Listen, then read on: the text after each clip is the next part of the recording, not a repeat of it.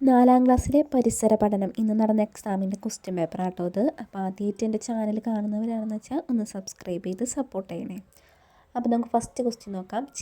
ചില ജീവികളിൽ കാണുന്ന അനുകൂലനങ്ങളാണ് ചുവടെ കൊടുത്തിരിക്കുന്നത്. ജീവികളെ കണ്ടെത്തുക. മുതുകിൽ കൊഴുപ്പ് സംഭരിക്കുന്ന ജീവി, അതായത് നമ്മുടെ ഒട്ടകമാണ്. ത്വക്കിനടിയിലെ കൊഴുപ്പ് ഉപയോഗിക്കുന്ന ധ്രുവപ്രദേശത്തെ ജീവി, അത് പെൻഗ്വിനാണ്. ചെകിളപ്പൂക്കളുടെ സഹായത്തോടെ ശ്വസിക്കുന്ന ജീവി മത്സ്യം. അതുപോലെ തന്നെ ഡി ക്വസ്റ്റ്യൻ വരുന്നത്, വിരലുകൾ തമ്മിൽ ചർമ്മത്താൽ ബന്ധിപ്പിച്ചിരിക്കുന്നത് മൂലം വെള്ളത്തിൽ സുഗമമായി സഞ്ചരിക്കാനായിട്ട് കഴിയുന്ന ജീവി, താറാവാണ് അതിൻ്റെ ആൻസർ വരുന്നത്. പിന്നെ അടുത്ത ചുവടെയുള്ള ബോക്സ് ഫില്ല് ചെയ്ത് നോക്കാം. ഇനി അടുത്ത സി ക്വസ്റ്റ്യൻ ആയിട്ട് വരുന്നത് എന്താ, ചുവടെ നൽകിയിരിക്കുന്നതിൽ സസ്യങ്ങൾ മരുഭൂമിയിൽ വളരുന്നതിന് വേണ്ടി സഹായിക്കുന്ന അനുകൂല കാലാവസ്ഥ ഏതൊക്കെയാണെന്നാണ് ക്വസ്റ്റ്യൻ വരുന്നത്. ഇനി പ്രവർത്തനം 1ൻ്റെ ബി ക്വസ്റ്റ്യൻ, ചുവടെ കൊടുത്തിരിക്കുന്ന ജീവികളും ചിത്രം പരിശോധിച്ച് എവിടെ വസിക്കുന്നു എന്ന് രേഖപ്പെടുത്തുക. അവിടെ പിക്ചർ തന്നിട്ടുണ്ട്, അതിനനുസരിച്ച് അതിൻ്റെ ആൻസർ എഴുതാം.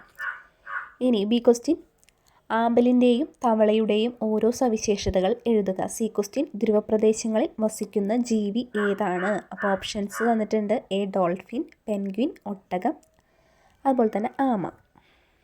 ഇനി നമുക്ക് അടുത്ത ക്വസ്റ്റ്യൻ, പ്രവർത്തനം 2 സ്വാതന്ത്ര്യദിനം. സ്വാതന്ത്ര്യദിനാഘോഷത്തെക്കുറിച്ച് നടക്കുന്ന ഒരു ക്വിസ് മത്സരത്തിലേക്കുള്ള ചോദ്യങ്ങൾ തയ്യാറാക്കുന്ന തിരക്കിലായിരുന്നു 4ാം ക്ലാസ്സിലെ കൂട്ടുകാർ. ചോദ്യത്തിനുള്ള ഉത്തരം കണ്ടെത്തി അവരെ സഹായിക്കാമോ? അപ്പോൾ ഒരു ക്വസ്റ്റ്യൻസ് 2 തന്നിട്ടുണ്ട്, അതിനുള്ളൊരു സഹായത്തിന് വേണ്ടിയിട്ട് നമ്മളതിൻ്റെ ആൻസർ നമുക്ക് കണ്ടെത്തി കൊടുക്കാം. ഇനി അടുത്ത ബി ക്വസ്റ്റ്യൻ, ക്വിസ് മത്സരത്തിൽ വിജയിക്കാനായവർക്ക് സമ്മാനാർഹമായി നൽകുന്നത് കേരളത്തിൻ്റെ സ്വാതന്ത്ര്യ സമര നേതാക്കൾ എന്ന പുസ്തകമായിരുന്നു. അതിലെ ഒരു പേജാണ് ചുവടെ കൊടുത്തിരിക്കുന്നത്, പൂർത്തിയാക്കുക.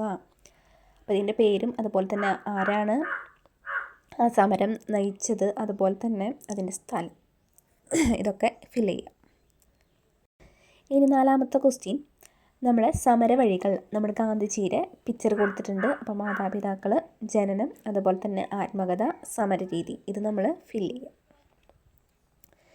ഇനി ബി ക്വസ്റ്റ്യൻ, തന്നിരിക്കുന്ന പ്രസ്താവനകളിൽ വായിച്ചു നോക്കി ശരിയായത് കണ്ടെത്തി എഴുതുക. പ്രസ്താവനകൾ തന്നിട്ടുണ്ട്, അതിൽ ഏതൊക്കെയാണ് ശരിയെന്ന് വെച്ച് കഴിഞ്ഞാൽ അത് ടിക്ക് ചെയ്യാം. ഇനി അടുത്ത ക്വസ്റ്റ്യനാണ് അവിടെ തന്നിട്ടുള്ളത്, ആവാസങ്ങളുടെ സംരക്ഷണം. അപ്പോൾ ഇവിടെ ബോക്സ് തന്നിട്ടുണ്ട്, എ ക്വസ്റ്റ്യനും അതുപോലെ തന്നെ ബി ക്വസ്റ്റ്യനും സി ക്വസ്റ്റ്യനും തന്നിട്ടുണ്ട്. അത് നമ്മളിതുപോലെ വായിച്ചു നോക്കി ഏതാണ് അതിൻ്റെ കറക്റ്റ് ആൻസർ എന്ന് വെച്ച് കഴിഞ്ഞാൽ അതും ഫില്ല് ചെയ്യാം കേട്ടോ.